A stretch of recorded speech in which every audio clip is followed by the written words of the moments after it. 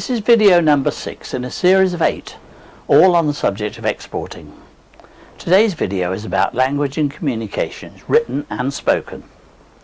One of the most used and overused reasons for not getting the company involved in exports is given as the lack of language skills in the company.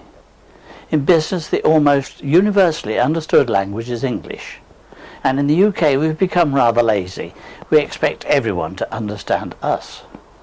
Communicating in the language of your customer, prospect or agent is not only a courtesy, it can really help in getting your customers' confidence, but care and patience are needed to turn that confidence into a successful contract conclusion.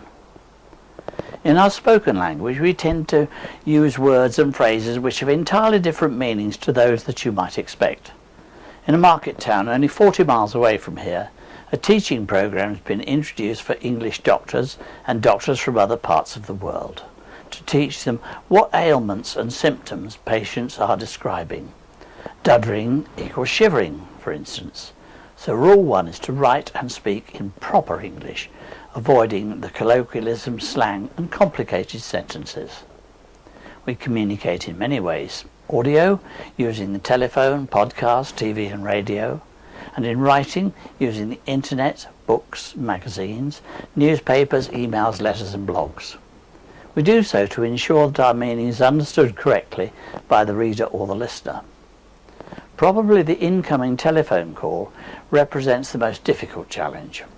Almost certainly a first-time caller will be speaking, if not in English, then in French, German or Spanish, and the person who has taken the call needs to be able to respond with, "Just a moment please," in the language of the caller, while an attempt is made to find someone in the firm who can speak a little or maybe more of the language of the caller. A basic knowledge is all required just to buy some time asking the caller to email their query. I've used 3 languages because I don't believe that a caller to the firm would use another language unless they know that there was, say, an Arabic speaker in the firm. Written communications are easier to handle than the spoken word because an instant response is not so likely to be required.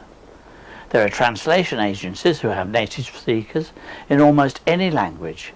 These translators are working mainly from home and will translate and respond within the day.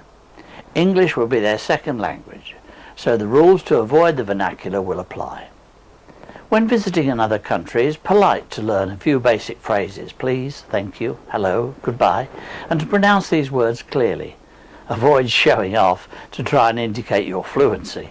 You'll feel very foolish when your contact thinks that you will understand when he or she unleashes a stream of words in their own language. We can communicate a great deal with body language and facial expressions without the use of language at all. The HSBC television advert where the representative of a washing machine company goes to the lassi parlour in India illustrates that very well indeed. It all boils down to this: speak clearly, at a slightly slower pace, and above all, don't raise your voice. Speaking and writing clearly may sound very boring, but the objective is to get yourself understood. If you're considering getting press exposure in your chosen territory, you can either make contact with a local PR agency with native English speakers on the staff and local journalists. There are almost certainly 2 newspapers and magazines covering your target areas, one in the English language and the other in the local language. The press releases will be different depending on the language of the readership.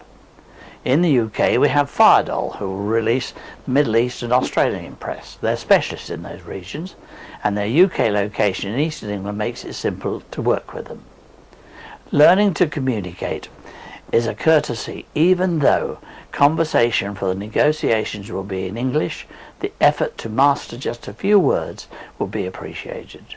The results will almost certainly justify the efforts made. Thank you once again, and goodbye.